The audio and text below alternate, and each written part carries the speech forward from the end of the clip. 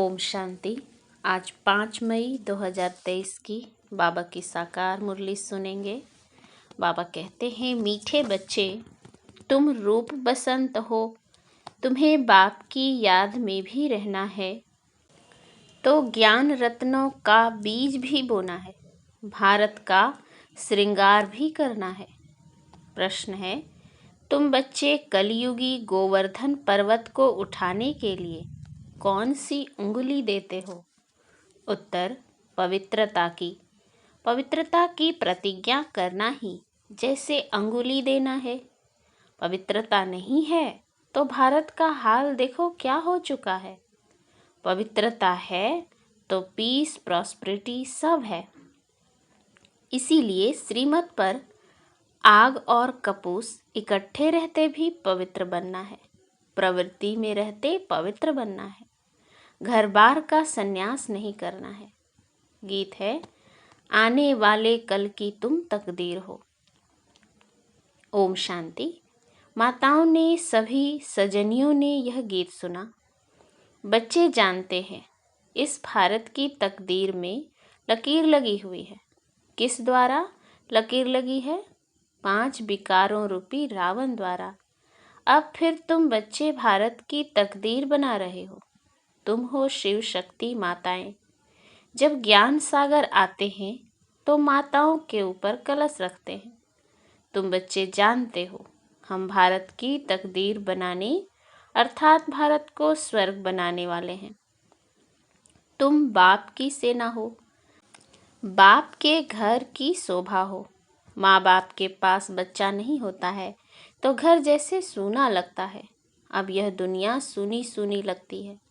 अब तुम बच्चे इनको स्वर्ग बनाने वाले हो। बाप कहते हैं, मैं तुम माताओं का गुलाम हूँ, क्योंकि आगे यह माताएं पति की गुलाम थीं। उनको कहा जाता है हिंदू नारी का पति ही गुरु ईश्वर सब कुछ है। वास्तव में इस समय की बात को फिर भक्ति मार्ग में ले गए हैं। परमपिता परमात्मा को ही इस समय कहा जाता है त्वमेव माताश्च पिता त्वमेव। सब कुछ एक है। हिंदू लोगों ने फिर पति के लिए कह दिया है। वास्तव में शिव बाबा है पतियों का पति। तुम तो सदा सौभाग्यशाली बनती हो और यह पति भी अमर है। अमरनाथ है ना, तुमको भी अमरनाथ अमरपुरी का मालिक बनाते हैं। ऐसे पति को बहुत याद करना है जो तुमको पढ़ाकर स्वर्ग का मालिक बनाते हैं। ऐसे पति को भूलने से रोना आ जाता है। बाप कहते हैं, क्या तुम्हारा साजन मर गया है जो तुम रोती हो? तुमको तो अभी सदैव हर्षित मुख रहना है। देवताओं का मुखड़ा सदैव हर्षित रहता है। मनुष्य देखने से ही खुश होते हैं। देवताओं ने वह खुशी कहाँ से लाई? संगम पर बाप ने ऐसा हर्षित मुख खुश मिजाज बनाया था। अभी पुरुषार्थ करना है, तब ही तो अविनाशी बनेंगे। बाप कहते हैं, रोने की बात ही नहीं है। वाह, ऐसा सलोना साजन मिला है जिससे स्वर्ग के महाराजा महारानी बनते हो। तुम श्रीमत पर कदम कदम चलते रहो। तुम जो वर्षंस सुनते हो वह एक एक वर्षंस लाख रुपए का है। वह विद्वान लोग गीता वेदांत आदि सुनाते हैं तो कहते हैं यह एक एक वर्षंस लाख रुपए का है, परंतु ऐसा तो है नहीं। तुम हर एक रूप बसंत हो। आत्मा रूप है ना, बाप भी है रूप। फिर उनको ज्ञान सागर कहा जाता है। ज्ञान की वर्षा कराने वाला है, स्थूल पानी की बात नहीं। इसको तो ज्ञान रतन कहा जाता है। हर एक को यह ज्ञान रत्नों का बीज बोना है। मनुष्यों को समझाना चाहिए कि तुम आत्मा हो, यह तुम्हारा शरीर है। तुम कहते हो पाप आत्मा पुण्य आत्मा। पाप परमात्मा पुण्य परमात्मा नहीं कहते हो। इससे सिद्ध है परमात्मा सर्वव्यापी नहीं है। माया पाप आत्मा बनाती है और बाप पुण्य आत्मा बनाते हैं।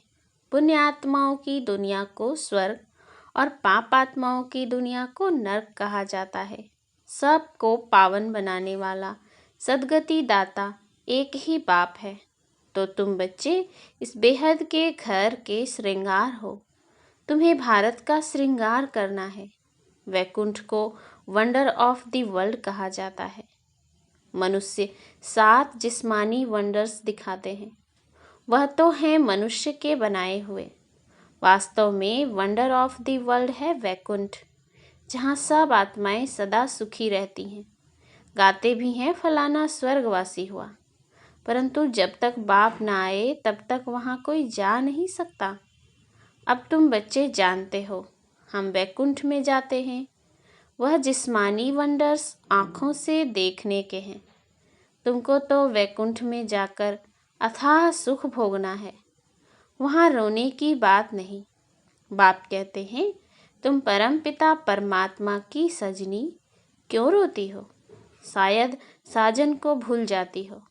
साजन को भूल जाना माना उनसे विदाई लेना। सदैव उनको याद करते रहो तो रोने की बात नहीं। बाकी किसका संबंधी आदि मरता है तो रोते हैं। अब तुम जीते जी छुट्टी लेते हो। सबसे छुट्टी ले रो रो कर फिर सदा के लिए हंस पड़ते हैं, क्योंकि वैकुंठ में जाते हो। यहाँ तो रोने की दरकार नहीं। बाबा ने कहा है अम्मा मरे तो भी हलवा खाना। कौन सा हलवा? यह ज्ञान का। अब तो सब मरे पड़े हैं, किसका चिंतन करें किसका ना करें, इतने सब मरेंगे। कोई क्रियाक्रम करने वाला भी नहीं रहेगा। जापान में बम से इतने मरे, फिर किसने क्रियाक्रम किया? क्रियाक्रम करने वाले भी मर जाएंगे। यह तो भक्ति मार्ग की रस्म रिवाज है। सतयुग में ऐसी बातें होती नहीं। वहाँ तो अथाह सुख है। मोहजित राजा की कहानी भी वहाँ की है। तुमने जन्म जन्मांतर यह कथा सुनी है। अब बाप कहते हैं जो कुछ सुना है वह भूल जाओ, अब सब बाप से सुनो। Hear no evil see no evil. उन्होंने बंदरों की शक्ल का एक खिलौना बनाया हुआ है। Talk no evil see no evil hear no evil, क्योंकि इस समय मनुष्य बंदर से भी बदतर हैं। जो सुनाओ सत सत करते रहते हैं। बाबा कहते हैं बच्चे ग्लानि की बातें मत सुनो। मैं कल्प के संगम युग पर आता हूँ। बाप को तो जरूर आना ही है, तब तो नॉलेज दे। मनुष्य कहते ऋषि मुनि आदि त्रिकालदर्शी थे। बाबा कहते बिल्कुल नहीं। लक्ष्मी नारायण भी त्रिकालदर्शी नहीं थे। त्रिकालदर्शी सिर्फ तुम ब्राह्मण बने हो। तुम्हारा यह 84वां अंतिम जन्म है। ऐसे नहीं यह ज्ञान के संस्कार दूसरे जन्म में रहेंगे, नहीं, यह प्रायः लोप हो जाएंगे। वहाँ तो राजाई स्थापन हो जाती है, तो राजयोग की दरकार नहीं। तो देखो बाबा क्या कहते और मनुष्य क्या कहते हैं। रात और दिन का अंतर है। मनुष्य कहते परमात्मा सर्वव्यापी है, बाप कहते हैं नहीं। मनुष्य कहते हैं कलयुग की आयु अभी 40,000 वर्ष पड़ी है, बाप कहते हैं नहीं। कितने गपोड़े सुनाए, घोर अंधियारा कर दिया है। अब मीठा बाप कहते हैं बहुत मीठा बनो। तुम ईश्वरीय दरबार में ईश्वर के बच्चे हो। तुम्हारा फर्ज है योग लगाना। गोवर्धन पर्वत पर जाएंगे तो वहाँ अंगुली दिखाई है। पर्वत की कितनी पूजा होती है। भारत जब गोल्डन एज बन जाता है तो उनकी पूजा नहीं होती। तो यह अंगुली है तुम्हारी निशानी। पवित्रता की प्रतिज्ञा करना जैसे अंगुली देना है, भारत को सेल्वेज करने के लिए। पवित्रता है तो पीस प्रॉस्पेरिटी भी है। पवित्रता नहीं है तो भारत का हाल देखो क्या है। मेहनत है ना। सन्यासी कहते आए आग और कपूस इकट्ठे रह नहीं सकते। शास्त्रों में ऐसा है, परंतु तुम सन्यासियों को कह सकते हो कि हम कैसे आग कपूस इकट्ठे रहते पवित्र रहते हैं। सन्यासियों को श्रीमत थोड़ी ही मिलती है। हम तो अब बाप की श्रीमत पर चलते हैं। उनको मिलती है शंकराचार्य की मत, यह है शिवाचार्य की मत। तुम शिवाचार्य के बच्चे हो, यह कोई नहीं जानते। कहते हैं परमात्मा ज्ञान का सागर है, तो आचार्य हुआ ना, वह शंकराचार्य है।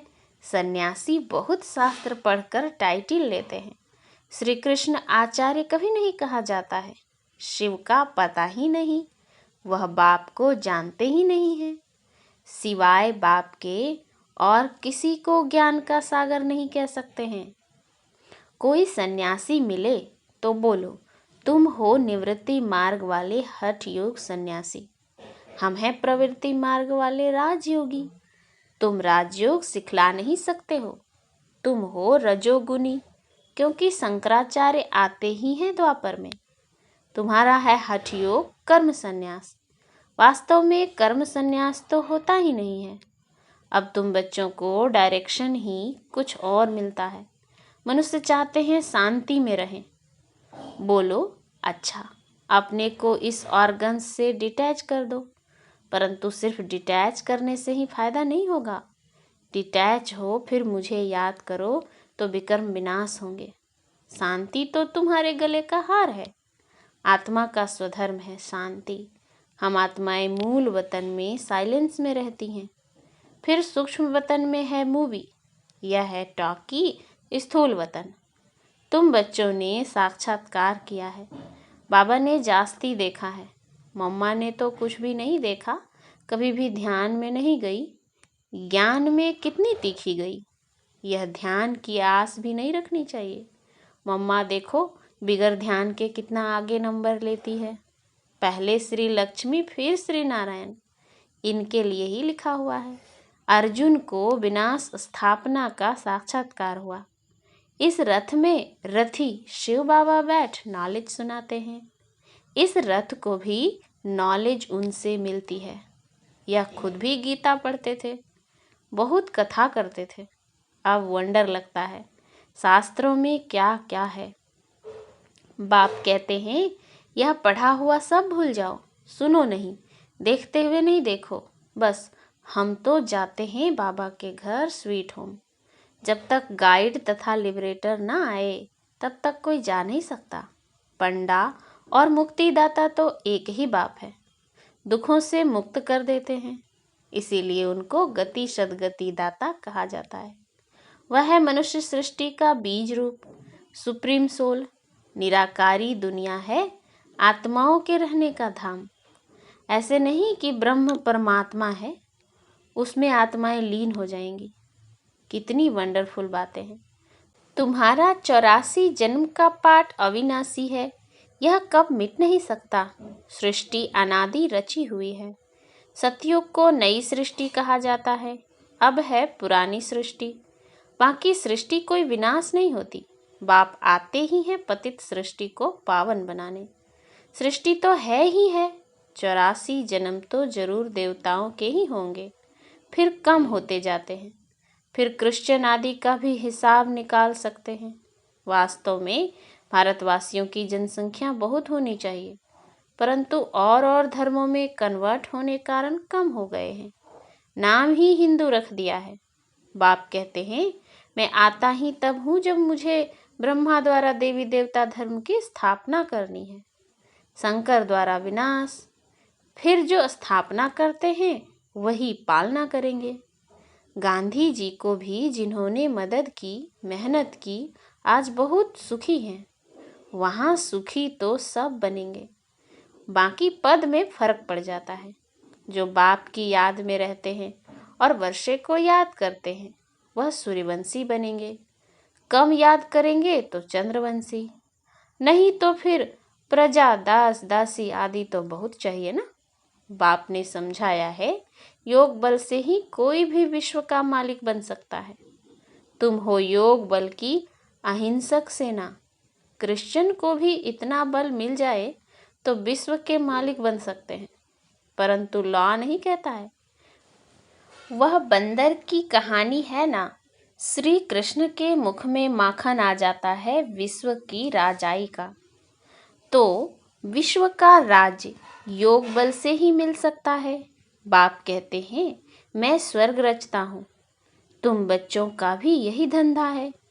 बच्चे फिर बाप के बन स्थापना में मदद करते हैं। अच्छा, मीठे मीठे सिकिलधे बच्चों प्रति माता पिता बाप दादा का याद प्यार और गुड मॉर्निंग।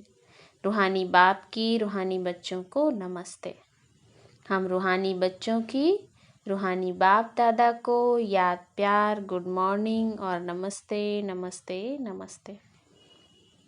धारणा के लिए मुख्य सार।